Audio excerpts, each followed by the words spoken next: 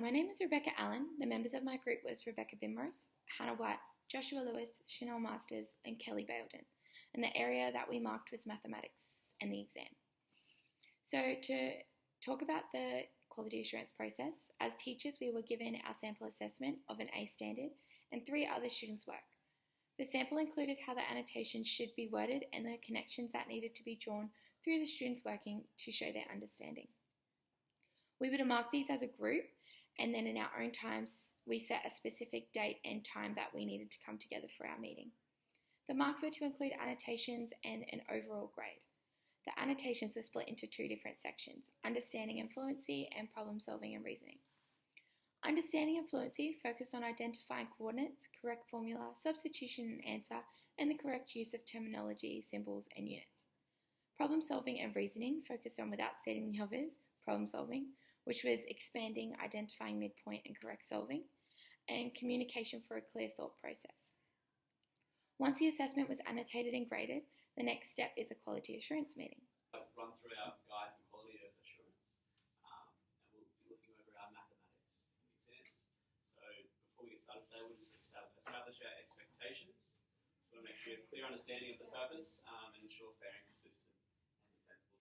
In the meeting, we discussed such things as comments for every question to ensure everyone was aware of each student's abilities, and then a discussion about each criteria box on the front and what every teacher gave the student.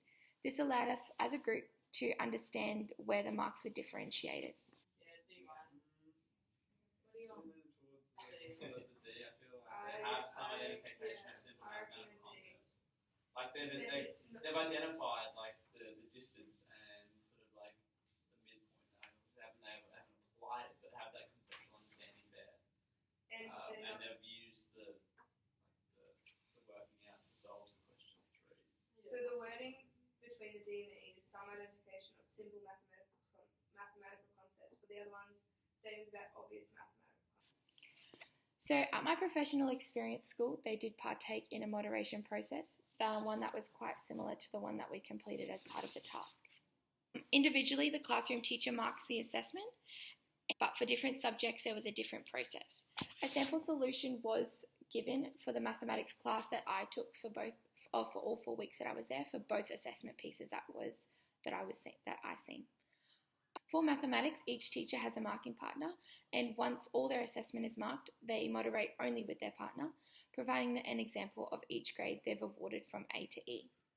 This is done with a partner only, as with mathematics there is limited ways a student can respond to a question, therefore the marks are straightforward. In HPE, it is similar, however all teachers that are teaching the specific unit, for example Year 7 HPE, will ensure that they all do quality assurance on theory, providing one example of each mark from A to E.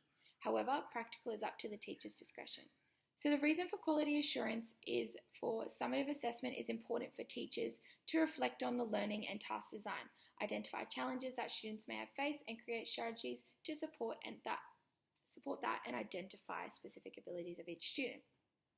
However, this does not cover the specifics of the importance of quality assurance. However, this does generate feedback that can be used within quality assurance meeting. For example, if there is one particular thing that each student does not understand, then this needs to be looked at from a different angle per se. Was the content covered? Was it taught correctly? This is an opportunity for teachers to create collaborative feedback on their own teaching, the teaching of the unit, the layout of the unit, and the expected content that needs to be covered. And it also just generally gives us a fair and defensible judgment of the achievement for all students, and feedback and feed forward for the students in a teacher collection. So if I was to reconstruct my learning, I would create a scaffolding checklist. This checklist will include all the questions and labelled, their topic, and then the level of understanding, which relates to a grade that can be awarded for full working correctly. This also would have criteria links throughout. For example, question 1, find the distance between 2 points, was a simple familiar question, therefore for 100% correct working out would be awarded a C+ standard. This can be done for a whole test and assignment paper. This allows for a teacher to see how each question should be marked and what is expected to receive full marks. This can be extended to lower levels than full marks. If, for example, this is what an A C or a C- standard would look like, and B and A can be done similarly. To build on the scaffolding checklist, an A to C exemplar to be created as an umbrella document that is a resource for all teachers. This can be previous students' work or teacher created.